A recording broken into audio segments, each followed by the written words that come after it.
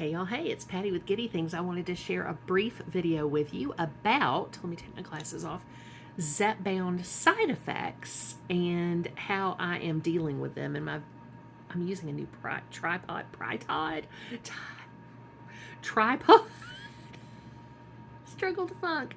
So I'm also about to tuck into my beautiful vegetarian chili here, so that's going to be really good. Anyway, Zepbound side effects. I took my shot on Friday. I did my injection then. If you are not using Zepbound, or if you are using it, always consult with your own doctor about these things.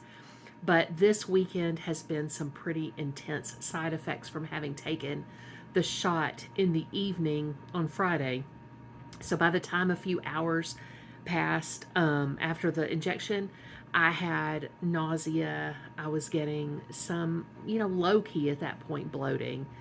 And I thought, well, I'll just keep track of it and make sure that everything's the way it should be. And so I ended up doing okay that evening. And then on Saturday, I just felt really tired, really fatigued, struggled to function in general. And then by Saturday night, and this is not always the case, some weekends it's just fine, I have a little nausea and that's it. But I think it may be my injection site, and more on that for the goals that I'm setting and how I'm going to be accountable to you, my friends, for the goal setting and keeping those goals in mind and working towards them. So by Saturday night, I was miserable. Absolutely miserable.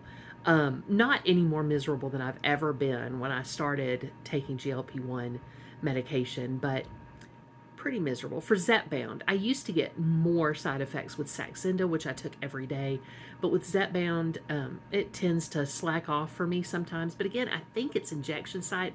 I'm going to do more research about that and get back to you on that, and I'll be accountable for that as well. So and I don't know, maybe some of y'all are going, ooh, I relate. Oh my gosh. So by the time Saturday night had rolled around, I was just gassy and nauseated and all those things. I mean, it was, those miserable nights when you just step, and they're miserable because they're what's going on at that time. It's not like you haven't ever had a more miserable night. I certainly have. But it's what's going on at that moment, and you can only live in the now, right? That's all we can really do and be healthy anyway.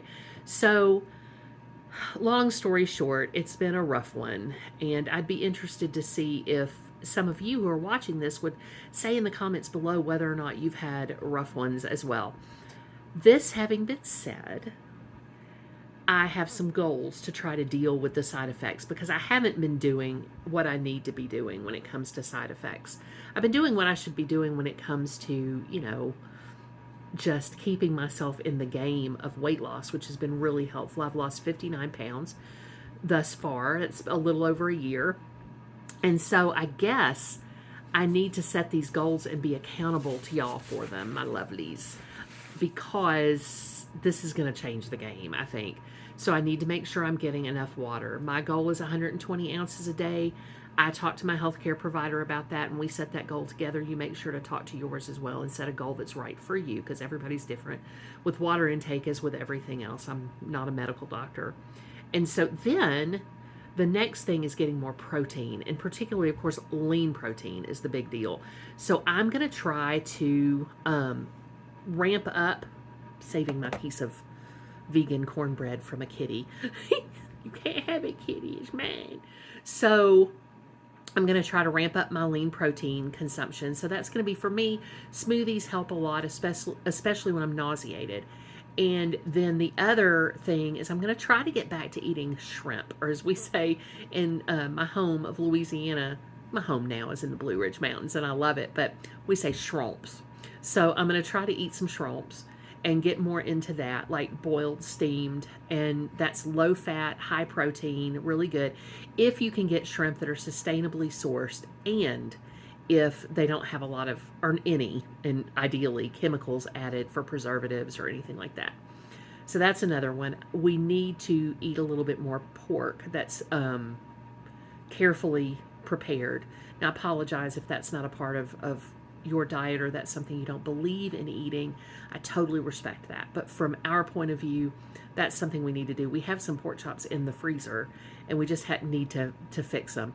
To be honest, we're a little intimidated by pork because my mother used to make pork chops like once a week, but we're a little intimidated by it because of the fear that we're not going to cook it completely. When I say we, I mean my husband, and I am also concerned about that. But he is so careful. He uses a meat thermometer on everything.